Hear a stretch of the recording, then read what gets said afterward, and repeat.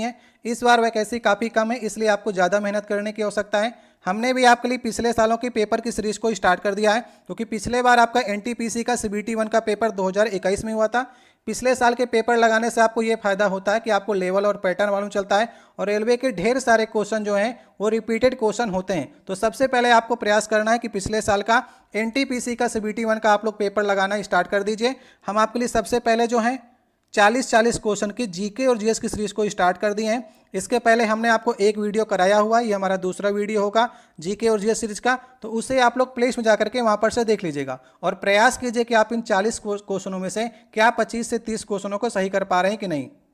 आज का देखिए पहला क्वेश्चन है, इसमें आपसे पूछा जा रहा है प्रकाश संश्लेषण के लिए किस गैस की आवश्यकता होती है। प्रकाश संश्लेषण की सहायता से पौधे अपना भोजन बनाते हैं, तो आपसे पूछा जा रहा है किस गैस की आवश्यकता होगी। सबसे पहले एक बार आप लोग प्रयास कर लीजिए। तो यहाँ पर सबसे मेन गैस होती है कार्बन डाइऑक्साइड। कार्बन डाइऑक्साइड और पानी, अगर पौधे को मिल गया पानी और कार्बन डाइऑक्साइड, इसके बाद सूर्य का प्रकाश भी जरूरी है, और पर्णहरिम, अगर पौधे के पास ये दोनों चीज़ें हैं तो पौधा भोजन बना लेता है। क्या बनाता है? C6H12 और O6, इसे हम लोग ग्लूकोज कहते हैं। इसके बाद जो एक्स्ट्रा तत्व और बनते हैं वो पानी बनता है और ऑक्सीजन हमें प्राप्त होती है। तो पेड़ पौधे कार्बन डाइऑक्साइड को लेते हैं, उससे अपना भोजन बनाते हैं ग्लूकोज, और ऑक्सीजन जो निकलती है उसे हम प्राणी लोग लेते हैं। तो प्रकाश संश्लेषण के लिए जो मुख्य गैस आवश्यकता है वो कार्बन डाइऑक्साइड है, इसलिए सही ऑप्शन जो होगा वो लास्ट वाला ऑप्शन होगा। देखिए दूसरा क्वेश्चन है, अभी तक सबसे कम आयु वाले यूनिसेफ सद्भावना राजदूत का आपको नाम बताना है। तो ये 4 ऑप्शन दिए गए हैं। यूनिसेफ आप जानते हैं, यूनिसेफ का फुल फॉर्म होता है यूनाइटेड नेशन चिल्ड्रेन फंड, ठीक है, जिसकी स्थापना कब हुई थी? दिसंबर 1946 में हुई थी। और इसका हेडक्वार्टर कहाँ पर है? न्यूयॉर्क में इसका हेडक्वार्टर है, याद रखिएगा, ठीक है। तो सबसे कम आयु के आपसे पूछा गया है कि सद्भावना राजदूत कौन है, तो सही ऑप्शन होगा मिली बॉबी ब्राउन, ठीक है। ये ब्रिटिश अभिनेत्री हैं और 2018 में इन्हें जो है यूनिसेफ का सबसे कम उम्र वाला राजदूत बनाया गया था, इसलिए इंपॉर्टेंट क्वेश्चन है। तो इनकी 2004 की पैदाइश है और 2018 में बन गई थी, मतलब 14 साल की उम्र में ही यूनिसेफ की सद्भावना राजदूत बन गई हैं, इसलिए इंपॉर्टेंट क्वेश्चन है, इसे आप लोग याद रखिएगा। ये ब्रिटिश अभिनेत्री हैं। तो यूनिसेफ काम क्या करता है? यूनिसेफ बच्चों के लिए काम करता है, और मिली बॉबी ब्राउन जो थी वो बच्चों के अधिकार एवं युवाओं को प्रभावित करने वाले मुद्दे थे, उनको जागरूकता फैलाती थी, इसलिए इन्हें राजदूत बनाया गया था। नेक्स्ट देखिए तीसरा नंबर क्वेश्चन है, अकुशल श्रमिकों के प्रवास का निम्नलिखित में से क्या कारण है। तो जो अकुशल श्रमिक हैं उनके प्रवास मतलब होता है एक स्थान से दूसरे स्थान जाना, या विदेश जाना, या प्रदेश को छोड़ देना, समझ गए। तो अकुशल श्रमिक का क्या कारण है? देखिए ग्रामीण इलाकों में क्या होता है, कृषि ही एकमात्र रोजगार का साधन होती है ग्रामीण इलाकों में, और कृषि जो है सभी को रोजगार नहीं दे सकती है। तो जो कुशल होगा वो तो कहीं ना कहीं पर काम कर लेगा, लेकिन जो अकुशल होगा उसे क्या करना पड़ता है? छोड़ना पड़ता है। किस कारण से? निर्धनता के कारण से। तो गरीब भी है, निर्धन भी है और अकुशल भी है, इसलिए कहीं ना कहीं पर वो बाहर जाने का प्रयास करता है, मजदूरी करने का प्रयास करता है। तो मेन जो कारण है अकुशल श्रमिक के प्रवास का, छोड़ने का, प्रदेश छोड़ने का, विदेश जाने का, वो निर्धनता है। सही ऑप्शन होगा तीसरा वाला। अब नेक्स्ट क्वेश्चन है, किस शहर ने 2020 के लिए स्वच्छता सर्वेक्षण पुरस्कार में दूसरा स्थान हासिल किया है। तो एक काम करते हैं, हम लोग इसको चेंज कर लेते हैं, अब 2023-24 वाला हम लोग बात कर लेते हैं, क्योंकि 20 तो पुराना हो गया। अब आपको बताना है स्वच्छता सर्वेक्षण में दूसरा स्थान किसने हासिल किया है। तो अभी लेटेस्ट रिपोर्ट के अनुसार जो है इंदौर तो लगातार बना हुआ है पहले स्थान पर, और अभी इंदौर और सूरत इन दोनों को पहला स्थान दिया गया है, समझ गए, इन दोनों को ही पहला स्थान मिला है अब की बार की जो रैंकिंग आई है। और दूसरा स्थान हमारा खाली हो गया क्योंकि 2 सिटी इसके अंतर्गत आ गई हैं, तो डायरेक्ट अब तीसरा स्थान दिया गया है नवी मुंबई को। तो नवी मुंबई हमारा तीसरे स्थान पर हो गया, और चौथे स्थान पर विशाखापत्तनम है, और 5वें स्थान पर भोपाल है। तो मेन आपके से 2 ही 3 पूछेगा, तो पहले और दूसरे, पहले स्थान पर ये दोनों हैं, तो इन्हें आप पहला दूसरा नहीं करेंगे, दूसरा स्थान इसने खाली कर दिया है क्योंकि 2 आपके हो गए ना इंदौर और सूरत, तो दूसरा स्थान खाली है, तीसरे नंबर पर नवी मुंबई आ गया है। तो लेटेस्ट आंकड़े के अनुसार जो है पहले स्थान पर इंदौर और सूरत होंगे, तो यही आपसे पूछ सकता है।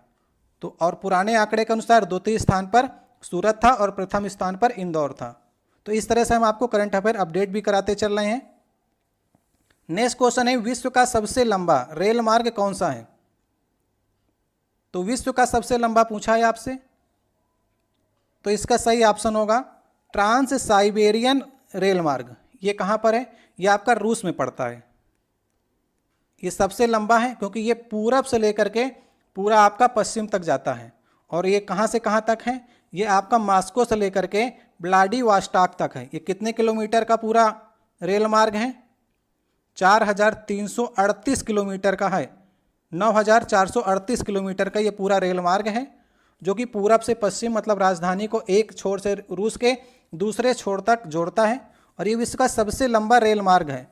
अगर एक ट्रेन यहाँ पर से पहले दिन चलती है तो वो इस पूरे एरिया को 7 दिन में जा करके कवर करती है। तो इतना बड़ा ये रेल मार्ग है। ये क्वेश्चन आपके एग्जाम में बहुत बार पूछा गया है, तो इसे आप लोग अवश्य याद कर लीजिएगा। अब नेक्स्ट क्वेश्चन है, कौन सी रचना मुंशी प्रेमचंद द्वारा लिखी गई है?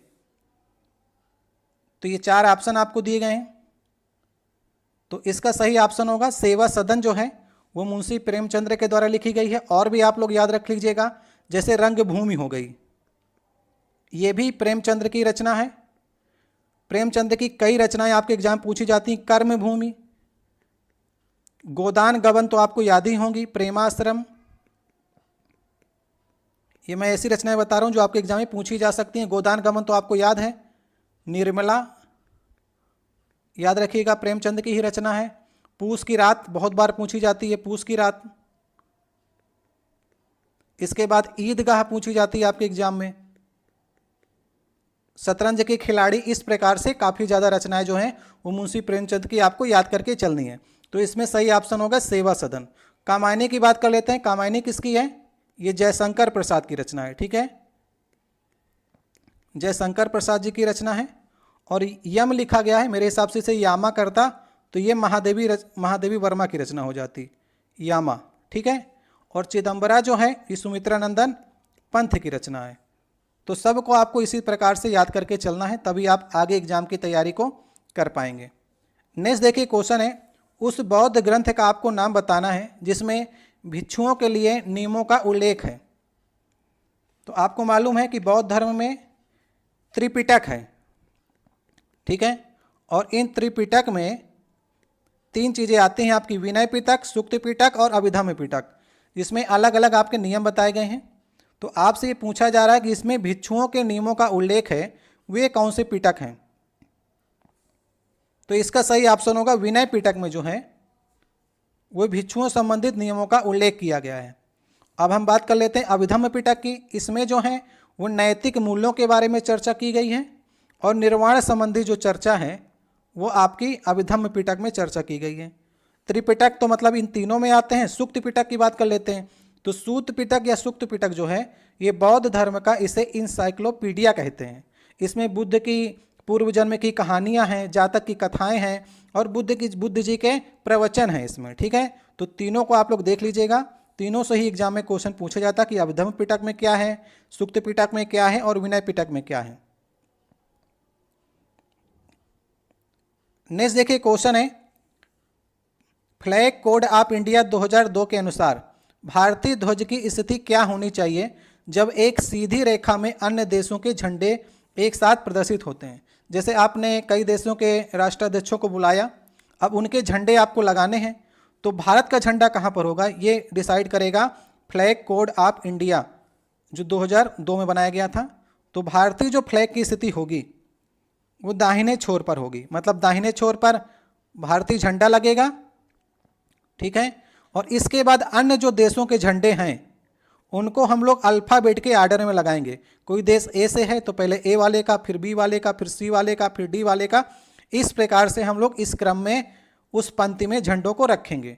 तो अन्य देशों का अल्फ़ाबेट के आर्डर में और अपने देश का दाहिने छोर पर हम लोग रखेंगे यदि अपने देश की बात करते हैं।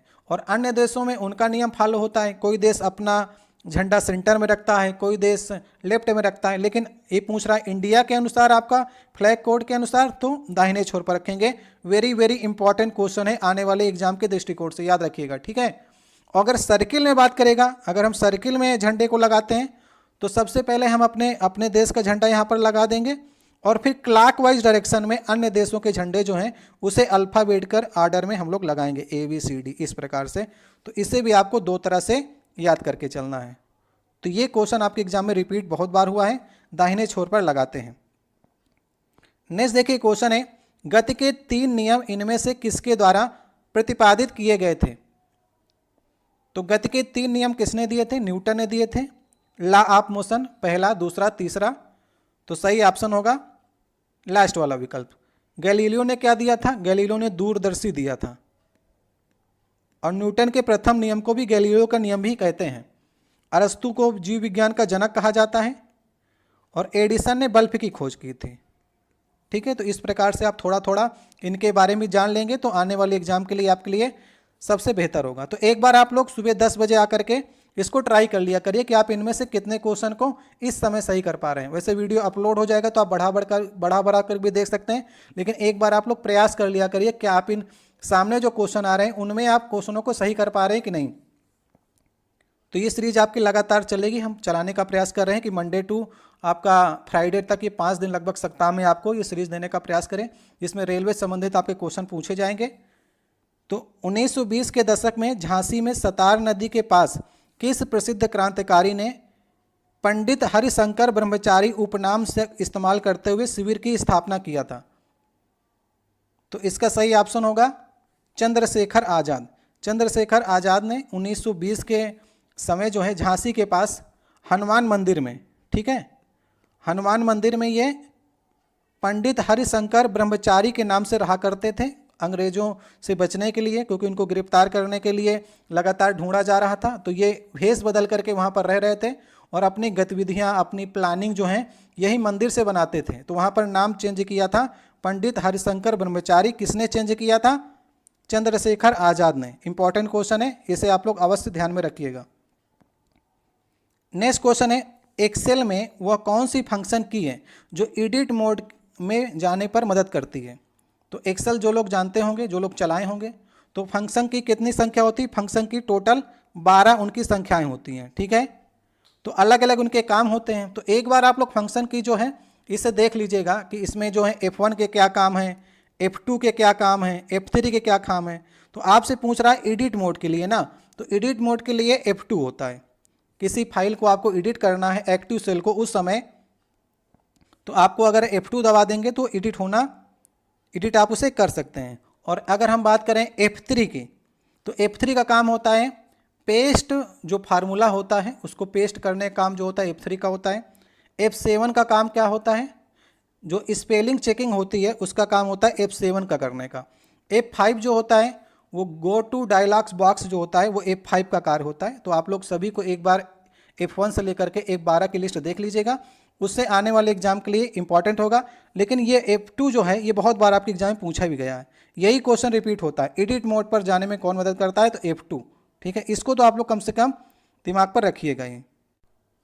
अब नेक्स्ट देखिए, हमारा 12 नंबर क्वेश्चन है, असम में सबसे पहला तेल का कुआं कहाँ पर खोजा गया था? तो इसका सही ऑप्शन होगा डिगबोई में खोजा गया था। सूरमा घाटी से 1890 के आसपास सबसे पहले तेल का कुआं खोजा गया और 1904 में यहाँ पर तेल शोधक कारखाना भी लगा दिया गया। तो वहाँ पर तेल निकलेगा भी और वहाँ पर से शोध करके हम अन्य जगहों पर भेज देंगे। भारत में लगभग 3 जगह पर हम लोग तेल निकालते हैं। एक तो आपका सूरमा घाटी डिगबोई से निकालते हैं, दूसरा आपका गुजरात से निकालते हैं, गुजरात अलंकेश्वर गुजरात से निकालते हैं, और तीसरा बॉम्बे हाई मुंबई से निकालते हैं। 3 जगह से हम लोग तेल को निकालते हैं, जितना भी तेल निकलता है। इसके बाद तेल शोधक कारखाने तो ढेर सारे भारत के पास हैं, वहाँ पर तेल को शुद्ध किया जाता है, रिफाइन किया जाता है। तो सही ऑप्शन होगा असम का सबसे पहला तेल का कुआं डिगबोई होगा। किस घाटी से निकाला गया था? सूरमा घाटी से। नेक्स्ट देखिए, हमारा 13 नंबर क्वेश्चन है, इसमें आपसे पूछा जा रहा है भारतीय रेलवे के हाल ही में जोड़े गए 17वें जोन का नाम आपको बताना है। तो 17वां जोन जो है, अभी तो देखिए 18 जोन हो गए हैं, ठीक है, एक और जोन हो गया, इसे अपडेट कर लीजिएगा आप लोग। 17वां जोन आपसे पूछा गया था, तो कोलकाता मेट्रो जो है 17वां जोन था। अभी 18वां जोन जो है वो आपका दक्षिण तटीय रेलवे जो है ये 18वां जोन बन गया है और इसका हेडक्वार्टर कहाँ पर है? विशाखापट्टनम में है, याद रखिएगा। और आप कमेंट बॉक्स में ये लिखिएगा कि कोलकाता मेट्रो कब चलाई गई थी, कोलकाता मेट्रो की स्टार्ट कब हुई थी, आप लोग कमेंट बॉक्स में लिख सकते हैं। और देखिए जोन हमारे 18 हैं, लेकिन भर्ती बोर्ड जो है, जो रेलवे भर्ती करता है, वो 21 भर्ती बोर्डों से आपकी वैकेंसी आती है। तो भर्ती बोर्ड 21 हैं, जोन हमारे 18 हैं, डिवीजन हमारे 70 हैं। और कमेंट बॉक्स में लिखिएगा कोलकाता मेट्रो की शुरुआत कब की गई थी, इसे आप लोग कमेंट बॉक्स में बता सकते हैं। ठीक है, तो 17वां आपने याद कर लिया कोलकाता था, 18वां हो गया हमारा दक्षिण तटीय रेलवे जिसका हेडक्वार्टर है विशाखापत्तनम में। नेक्स्ट देखिए हमारा क्वेश्चन है, निम्नलिखित में से किस धरोहर स्थल में वास्तुकला की द्राविड़ स्थापत्य शैली है? ये हमारा 14 नंबर क्वेश्चन होगा। तो अगर हम स्थापत्य कला की बात करेंगे तो भारत में 3 प्रकार के मंदिर पाए जाते हैं। तो ऊपर से लेते हुए चलते हैं तो हिमालय से लेकर के विंध्य तक का जो क्षेत्र है, यहाँ पर जो मंदिर बनते हैं वो नागर श्रेणी में बनते हैं। और इसके बाद विंध्य से लेकर के कृष्णा नदी तक जो मंदिर हैं आपके, वे आपके वेसर शैली में बनते हैं। और कृष्णा नदी के नीचे दक्षिण के जितने आपके मंदिर हैं वे आपके द्राविड़ स्थापत्य कला में बनते हैं। ठीक है, इस प्रकार से मंदिरों का निर्माण भारत में किया जाता था। तो आपसे पूछा जा रहा है इसमें से कौन सा मंदिर जो है द्राविड़ स्थापत्य कला की शैली पर है? तो सही ऑप्शन होगा हम्पी। हम्पी जो था वो विजयनगर साम्राज्य की राजधानी है हम्पी, ये कर्नाटक में आपकी पड़ती है। तुंगभद्रा नदी के तट पर इसे बनाया गया था, पल्लवों ने इसे बनाया था। कर्नाटक के मंदिर हो गए, आंध्रा के, तमिलनाडु के, ये सभी आपके द्राविड़ स्थापत्य कला के ही मंदिर आपके जाने जाते हैं। ठीक है, दक्षिण के मंदिर ज़्यादातर आपको द्राविड़ कला के ही माने जाएंगे। अब आप लोग कमेंट बॉक्स में ये बताइएगा, अभी जो आपका राम मंदिर बना है वो किस स्थापत्य कला में बना है? कमेंट बॉक्स में बताइएगा। ये 3 ऑप्शन आपको दे रहे हैं, नागर शैली, वेसर शैली, द्राविड़ शैली। तो राम मंदिर जो बना है वो किस शैली में बना है, इसे आप लोग कमेंट बॉक्स में बताने का प्रयास करिएगा, आपके एग्जाम में क्वेश्चन पूछा जा सकता है। अब नेक्स्ट देखिए हमारा 15 नंबर क्वेश्चन है, लिटमस विलियन किससे प्राप्त होता है? तो लिटमस विलियन जो है ये लाइकेन से प्राप्त होता है। और लाइकेन से आपके ढेर सारे क्वेश्चन आपके एग्जाम में पूछे जाते हैं और लिटमस विलियन से भी ढेर सारे क्वेश्चन पूछे जाते हैं। तो सबसे पहले उनको एक एक करके देख लेते हैं। सबसे पहले आपके एग्जाम में क्वेश्चन पूछा जाता है ये कि लिटमस विलियन का रंग कैसा होता है एक्चुअल में? तो एक्चुअल में ये बैगनी रंग का होता है। ठीक है, एक क्वेश्चन आपका यहाँ पर तैयार हो गया। अब जब लिटमस विलियन जो होता है वो एसिड और बेस को डिसाइड करता है, तो बेस को ब्लू कर देता है, बेस को ब्लू कर देता है और एसिड डाल देंगे तो इसका रंग जो हो जाएगा वो रेड हो जाएगा। ठीक है, अगर एसिड है तो इसका रंग जो है रेड हो जाएगा और बेस डालेंगे तो इसका रंग ब्लू हो जाएगा। एक्चुअल में इसका रंग जो है बैगनी रंग का होता है। और किससे प्राप्त होता है? लाइकेन से प्राप्त होता है। और लाइकेन के बारे में आपके एग्जाम में क्वेश्चन पूछा जाता है। लाइकेन जो है आपका ये कवक और शैवाल से मिलकर के बनता है। कवक और शैवाल जो हैं ये सहजीवी के रूप में काम करते हैं। ठीक है, तो कवक का काम क्या होता है? जैसे जल हो गया, खनिज हो गया, लवण हो गया, विटामिन हो गया, ये सब कवक देता है। क्योंकि कवक जो है भोजन नहीं बना सकता, इसके पास पर्णहरिम नहीं होता है। तो शैवाल क्या करता है? खाना बनाने का काम करता है, प्रकाश संश्लेषण में इसके पास पर्णहरिम होता है। तो ये दोनों सहजीवी के रूप में होते हैं, एक दूसरे को नुकसान नहीं पहुंचाते हैं। तो लाइकेन जो है कवक और शैवाल का एक मिश्रण है। ठीक है, और लाइकेन के अध्ययन को क्या कहते हैं? लाइकेनोलॉजी कहते हैं। और एक एग्जाम में आपके और क्वेश्चन पूछा जाता है कि वायु प्रदूषण का जो है संकेतक भी लाइकेन है। जिस जगह पर वायु प्रदूषित होगी वहां पर लाइकेन नहीं उगेगा। तो अगर लाइकेन है उस जगह पर तो समझ लीजिएगा वायु प्रदूषित नहीं है। अगर लाइकेन वहां पर से गायब हो गए हैं तो इसका मतलब वहां की वायु जो है प्रदूषित हो गई है, वहां पर लाइकेन पैदा नहीं होंगे। तो इस प्रकार से क्वेश्चन आपके एग्जाम में कई प्रकार से घुमा करके पूछे जाते हैं। नेक्स्ट देखिए 16 नंबर क्वेश्चन है, कोबाल का पूर्ण रूप क्या है? तो कोबाल आप जानते हैं हाई लेवल लैंग्वेज में आती है। हाई लेवल लैंग्वेज में कोबाल हो गई आपकी, फोर्ट्रान हो गई, बेसिक हो गई, पास्कल हो गई, इस प्रकार कई लैंग्वेज होती हैं। तो अभी आपसे इसका फुल फॉर्म पूछ रहा है। तो सही ऑप्शन होगा इसका लास्ट वाला, कॉमन बिजनेस ओरिएंटेड लैंग्वेज, ठीक है, देख लीजिए फुल फॉर्म इसका, इसे तो आपको याद करना ही पड़ेगा, तो कंप्यूटर से भी 2-3 क्वेश्चनों के लिए तैयार हो जाइएगा, इसलिए आपको पिछले साल के पेपर कराए जाते हैं। भारत के पहले सफल परमाणु परीक्षण का कोड नाम क्या था? तो पहला कब हुआ था? 18 मई 1974 को हमारा पहला परीक्षण किया गया था। कहाँ पर किया गया था? पोखरण में किया गया था, ठीक है। तो पहला वाला हमारा 1974 में किया गया और दूसरा वाला 24 साल बाद 13 मई 1998 में। तो पहले वाले का नाम हमने रखा था स्माइलिंग बुद्धा। आपसे यही पूछा जा रहा है कि पहले परमाणु परीक्षण का नाम जो था वो स्माइलिंग बुद्धा था, और दूसरे वाले को हमने नाम दिया था शक्ति 98 नाम दिया था, या फिर ऑपरेशन शक्ति भी कह सकते हैं इसे। तो दूसरे वाले का पूछे तो ऑपरेशन शक्ति या फिर शक्ति 98, और पहले वाले का नाम रखा गया था स्माइलिंग बुद्धा।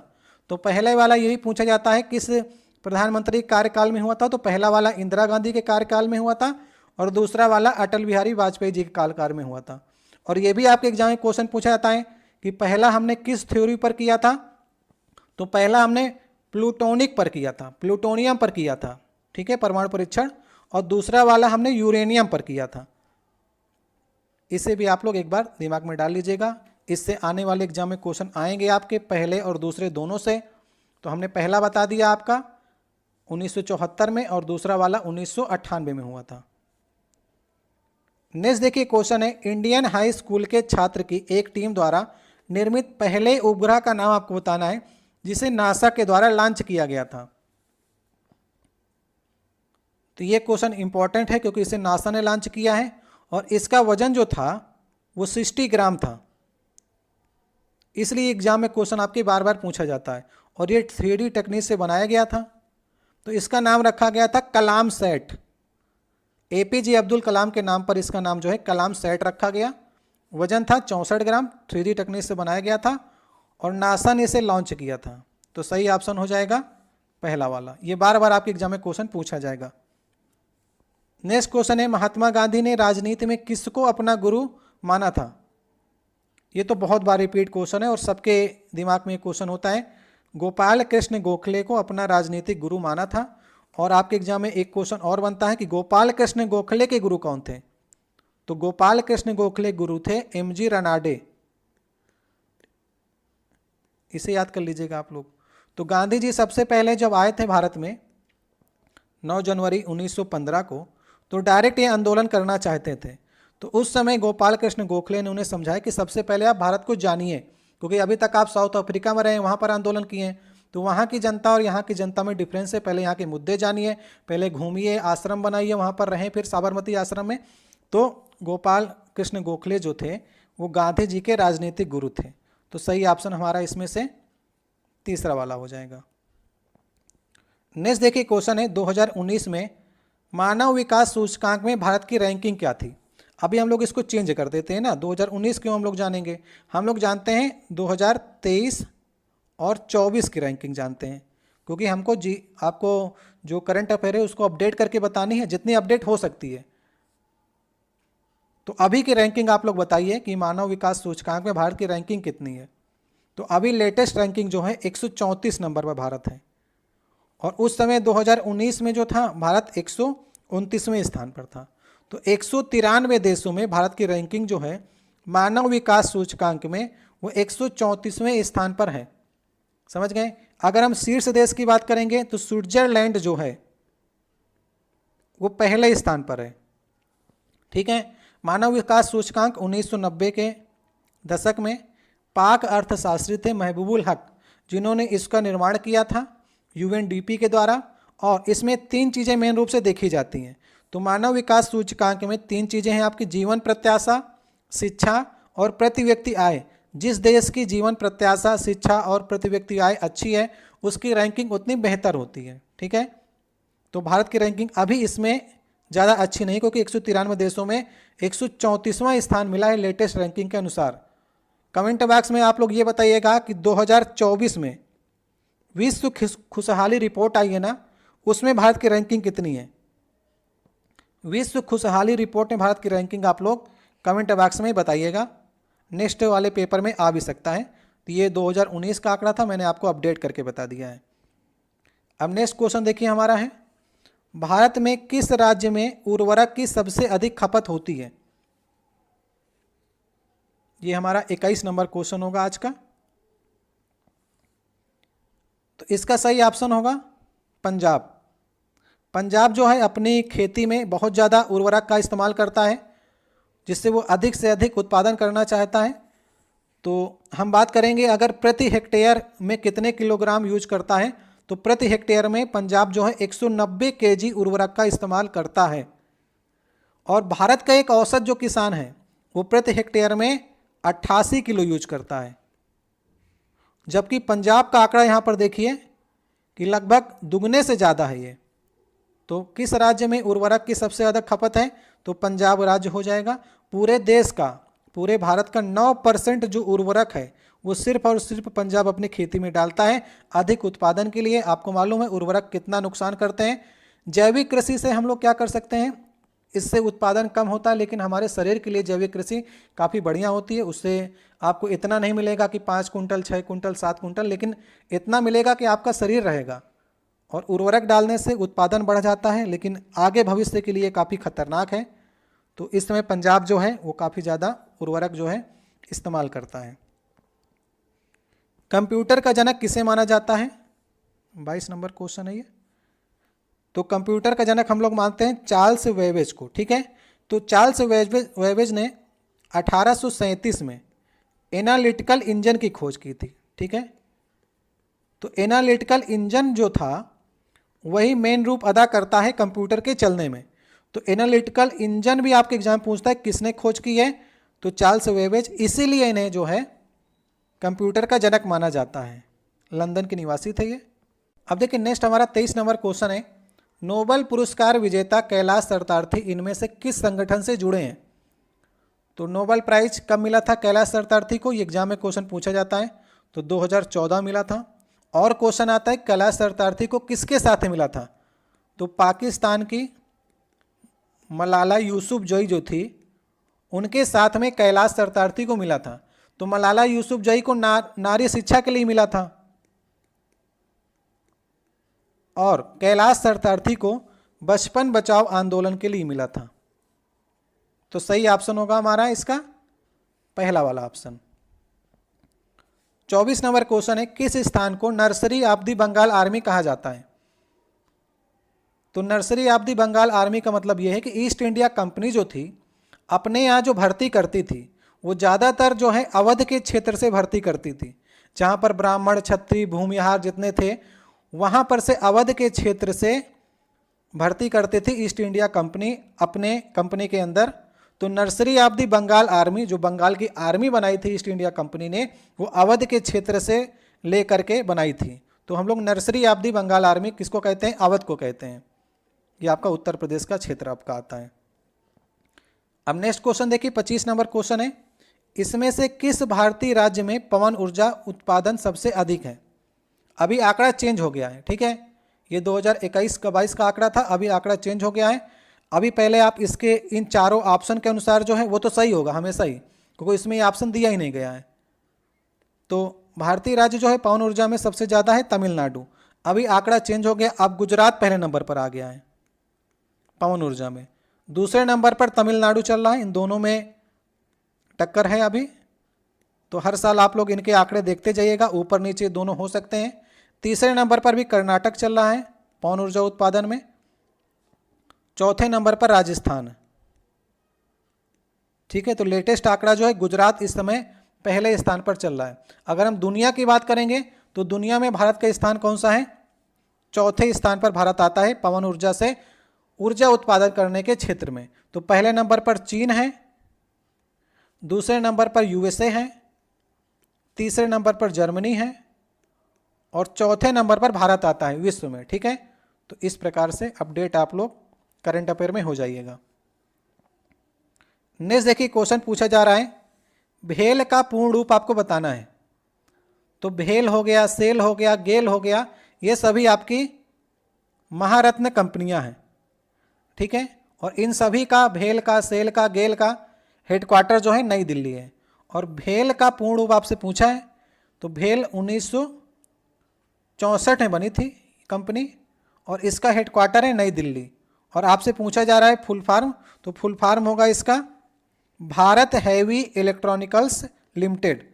ये लास्ट वाला ऑप्शन जो हो जाएगा वो सही ऑप्शन हो जाएगा। ठीक है, तो इस प्रकार से आप लोग फुल फार्म याद कर लीजिएगा। नेक्स्ट देखिए क्वेश्चन है 27 नंबर क्वेश्चन होगा। इसमें आपसे पूछा जा रहा है 1920 में किस आंदोलन को असहयोग आंदोलन के साथ में जोड़ा गया था।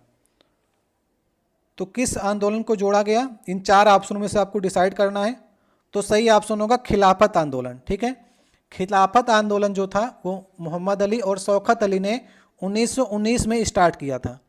तो इससे मुस्लिम भी साथ में आ गए गांधी जी के, और हिंदुओं का मैटर तो चल ही रहा था क्योंकि जलियांवाला बाग कांड हो गया था 13 अप्रैल 1919 को जलियांवाला बाग कांड हो गया।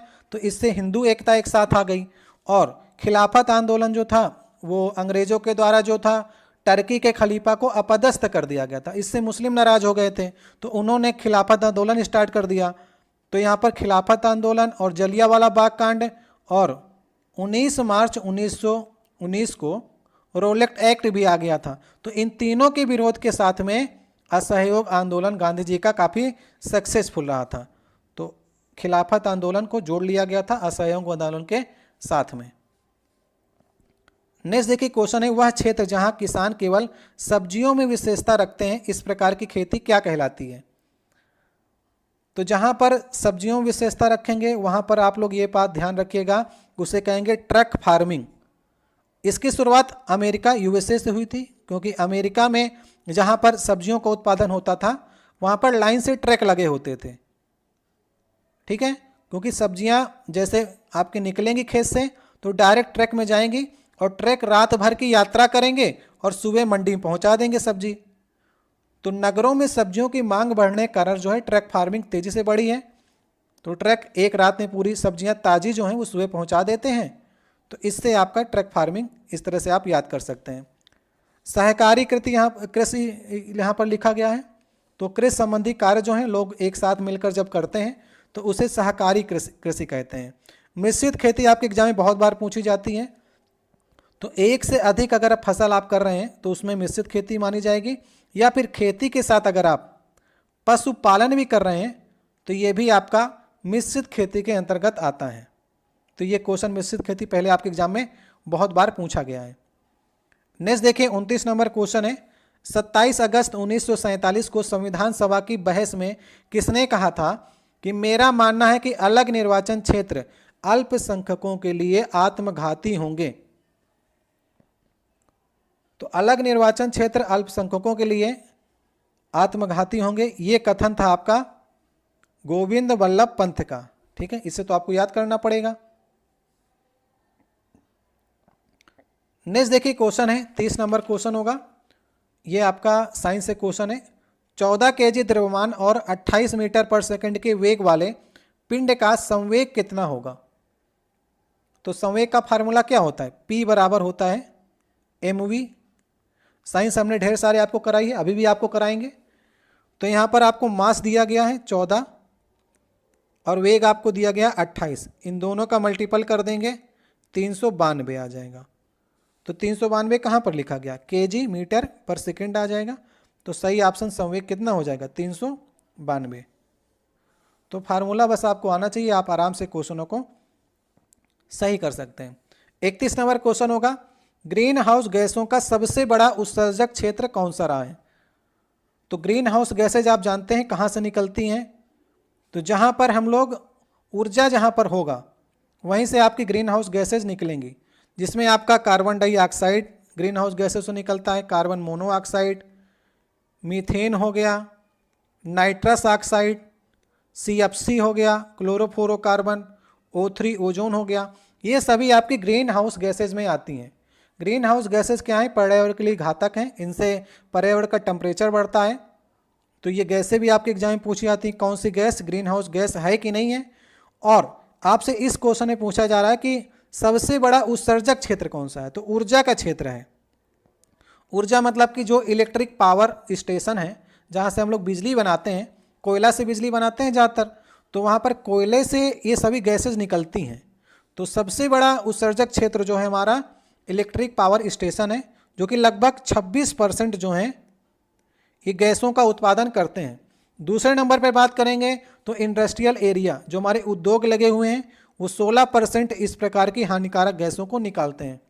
और तीसरे नंबर पर आता है लगभग 14% जो हैं वो, जैसे हमारे ट्रक चलते हैं, ट्रांसपोर्ट का है, ट्रेन भी चलती हैं डीजल से, तो उनसे जो गैसें निकलती हैं उनका परसेंटेज 14 है।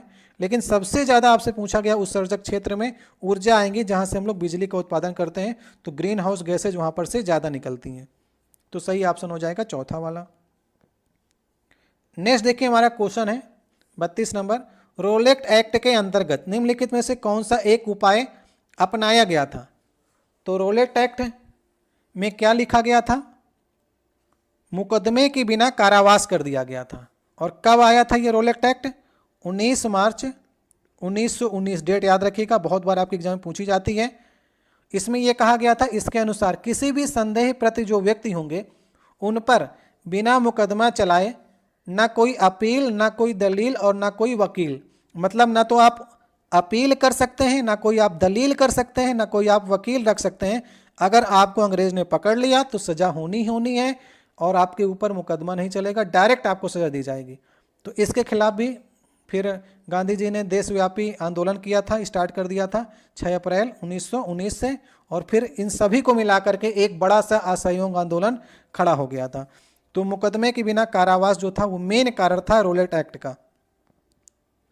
नेक्स्ट देखिए क्वेश्चन हमारा 33 नंबर क्वेश्चन होगा, संविधान में अन्य देशों से उधार लेने की विशेषताओं की आलोचना करते हुए किसने कहा था कि संविधान के मौलिक विचारों के संदर्भ में किसी को भी कोई भी विशेषाधिकार नहीं है? तो आपको मालूम है हमारा संविधान जो है, हमने कई देशों से लेकर के अपने संविधान में कुछ बातें रखी हैं। तो संविधान के अन्य देशों से उधार लेने की विशेषताओं की आलोचना किसने की थी? तो हमने कई देशों से लिए हैं, 10 देशों से हमने लिए हैं। जैसे हमने अमेरिका से लिया, मौलिक अधिकार ले लिया, न्यायपालिका ले लिया है। ब्रिटेन से हमने आपकी संसदीय प्रणाली ले ली, और आपका आयरलैंड से ले लिया नीति सिद्धांत ले लिया। ऑस्ट्रेलिया से हमने प्रस्तावना की भाषा समवर्ती सूची ले ली है। जर्मनी से हमने आपातकाल ले लिया है। फ्रांस से हमने स्वतंत्रता, समता, बंधुता का नारा लिया है। कनाडा से हमने ले लिया है संघात्मक व्यवस्था। रूस से हमने ले लिया मौलिक कर्तव्य। जापान से हमने ले लिया विधि द्वारा स्थापित प्रक्रिया, और दक्षिण अफ्रीका से हमने ले लिया संविधान संशोधन। इस प्रकार 10 देशों से हमने बहुत सी चीज़ें ली हैं। तो उसी की आलोचना जो है वो भीमराव अंबेडकर जी ने की थी कि हमको अपने देश का जो संविधान है अपने अनुसार बनाना चाहिए, किसी अन्य देश से अडॉप्ट करके नहीं बनाना चाहिए।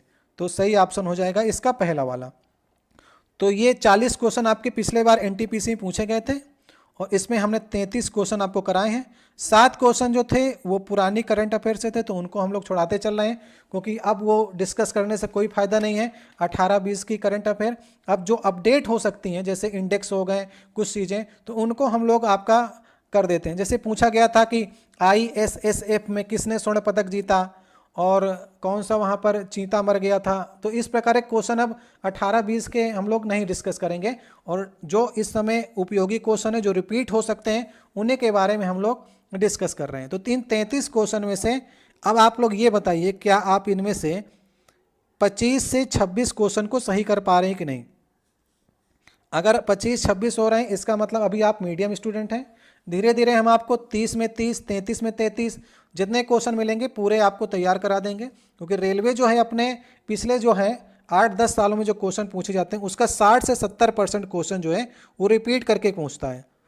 8-10 क्वेश्चन जो हैं करंट अफेयर के आपके, वे तो रिपीट हो नहीं सकते हैं, और कुछ नए क्वेश्चन बनाता है तो उनको भी हम लोग डिस्कस कर लेंगे। तो अभी आप लोग कमेंट बॉक्स में बताइएगा आप इसमें से कितने क्वेश्चन सही कर पाए हैं।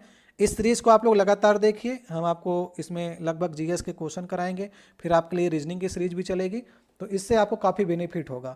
तो शेयर करिएगा, वीडियो अच्छा लगे वीडियो को लाइक करिएगा, और नेक्स्ट वीडियो का इंतजार करिए, जल्द आपको मिलेगा। किसी प्रश्न में डाउट हो तो आप कमेंट बॉक्स में कह सकते हैं।